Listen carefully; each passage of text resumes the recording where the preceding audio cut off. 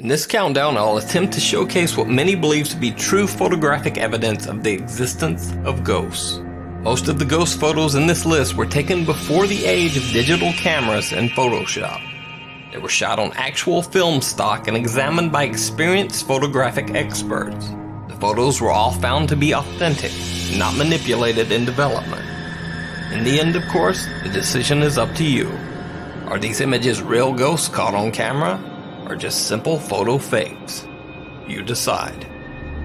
It's the top 5 supposedly real ghosts caught on camera. The Spectre of Newby Church. This next ghost photo is one of the most famous of all time. The photo was taken in 1963 in Newby Church in North Yorkshire in England. The spectre of the strange hooded monk with the distorted face seems so clear that it has led many to question the authenticity of the photo. However, in the late 1970s, the film was examined by a team of experts who worked the photo and the negative and found no evidence of tampering. Even stranger, during the examination, they surmised that judging by the angle and surroundings in the photo, the scary hooded entity would have been over 8 feet tall. Now, the second reason that this photo has more credibility than the average random ghost photo is that it was taken in 1963 by the actual vicar of the Newby Church, Reverend Kenneth F. Lord. The Reverend says that he was attempting to take a picture of the church altar, and the bizarre figure just appeared in the photo when it was developed. By going public with his ghostly photograph, the Reverend had nothing to gain and could have easily lost the respect of his church congregation and brought shame to the church itself. So, would a man of the cloth fake a ghost caught on camera photo when he had nothing to gain and everything to lose?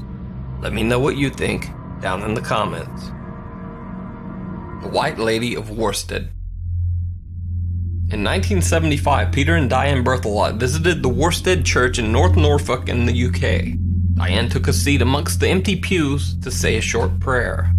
Her husband Peter snapped a candid photo of her as she sat and prayed. Later, when the film was developed, the couple was shocked to see the ghostly apparition of what appears to be a woman sitting behind Diane, dressed all in white, wearing a bonnet and old-fashioned clothing. Peter and Diane Berthelot swear that there was no one else present around Diane when the picture was taken. The couple later showed this photo to Reverend Petit, the church vicar, and inquired about the strange specter in the photo. They were shocked when the Reverend told them about the White Lady, a ghost that is said to have haunted the Worsted Church for more than 150 years. In a local story dating back to the 1830s, it is said that a man laughingly dismissed the legend of the White Lady ghost, boasting that he would climb to the top of the church bell tower at midnight, and if the White Lady was there, he would give her a big kiss on the lips. As the story goes, the man followed through with his ill-advised boast.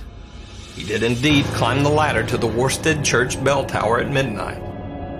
Time passed, but the man never returned.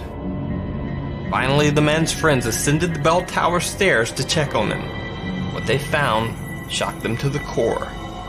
The man was cowering in the corner of the bell tower, shivering violently and barely able to speak. Through quivering lips, he said simply, "I saw her. I saw the White Lady." And then without another word, he closed his eyes and passed away. The Farm Boy Ghost of Hertfordshire, England. Neil Sandbach was photographing some scenic farmhouse shots flowing figure of a young boy who seemed to be staring back at Neil from around the corner of one of the buildings. Neil says that he's sure that there was no one else present at the farm when the photos were taken.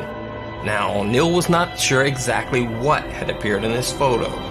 So before the wedding, Neil farm staff had not seen Neil's spooky photo, in fact didn't even know the picture existed. They all said that on many occasions they had each seen the figure of a young boy, dressed in old-fashioned white sleeping clothes and lurking around the barn. This is believed to be the spirit that Neil Sandbach photographed. But what do you think? Is it a real ghost caught on camera? Or just some careful photo manipulation by an experienced photographer? The Chico Ghost Truck. Roy, a California policeman, found an old abandoned truck on Honey Run Road in Chico, California. He took pictures of the truck for the purpose of logging the vehicle into police records so that it could be towed away. Later, when Roy checked his photos, he was shocked to see the clear image of a face staring back at him from the passenger seat of the truck. Roy swears that there was no one around when he took his pictures, and the man's likeness did not appear in any of his other photos. Most disturbing is the strange, piercing look that the man appears to be giving Roy as the picture is taken. But what do you think? Is this a real ghost caught on camera, or just a bizarre reflection from the midday sun? The Pink Lady of O'Hare. Armed with video and film cameras, a man named Guy Winters and a friend set out to explore the supposedly haunted O'Hare house in Greencastle, Indiana. The two men spent 2 days exploring and filming the house. Several minor oddities and paranormal occurrences were experienced, but by far the most striking supernatural evidence retrieved were these photos, snapped by Guy Winters of the outside of the O'Hare house. This first photo is the blurry picture of what appears to be a woman standing in the front doorway, staring out at the photographer. The second picture, another blurry manifestation looking out a downstairs window.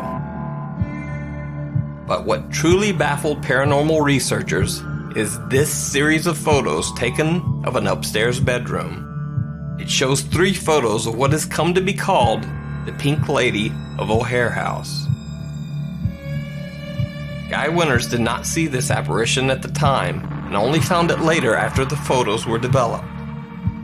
A professional analysis of the film proved that the images are indeed on the film negative. But perhaps even more chilling is what happened when the picture was run through a computer enhancement to try to uncover greater detail in the photo. When enhanced, the photo looks like a skull encased in the ghastly apparition of a human body. Unfortunately, no further investigation into O'Hare House was ever able to be conducted. Once Guy Winters' footage became public, the house's owner, fearing intense interest by other paranormal researchers and local teenagers, had the house demolished. There is now only a cornfield where the house once stood. These photos taken by Guy Winters during his investigation may be the last shots ever taken of O'Hare House. So is this a real ghost caught on camera, or just a careful fake? You decide.